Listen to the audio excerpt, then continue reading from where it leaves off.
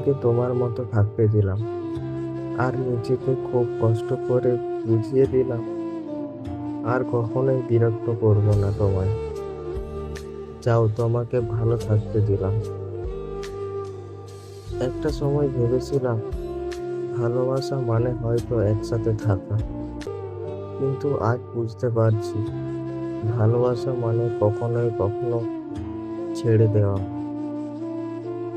যাকে প্রাণের চেয়েও বেশি ভালোবাসি তাকে নিজের হাত থেকে ছেড়ে দিতে হয়, এই বুঝে যে সে হয়তো তার নিজের পৃথিবীতে সুখী।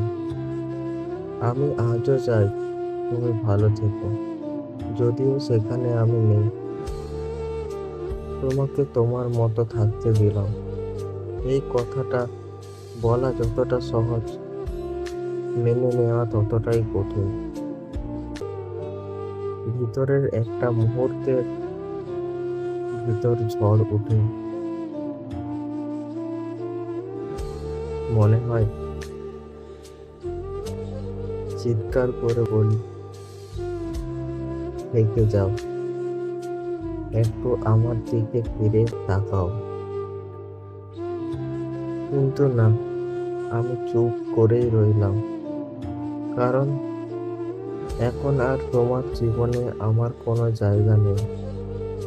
তুমি তোমার মতো করে হাসো, কথা বলো, বাঁচো, আর আমি আমার মতো করে ধীরে ধীরে হারিয়ে যাই নীরবতার দেশে। তুমি জানো, কারো প্রতি এতটা মায়া জন্মানো আসলে একটা অভিশাপ।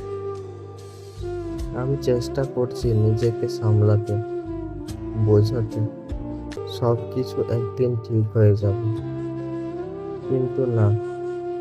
প্রতিদিন রাতের নীরবতা যখন নিজের সঙ্গে কথা বলি, তখন বুঝতে পারি কিছু ভালোবাসা কখনোই পুরনো হয় না,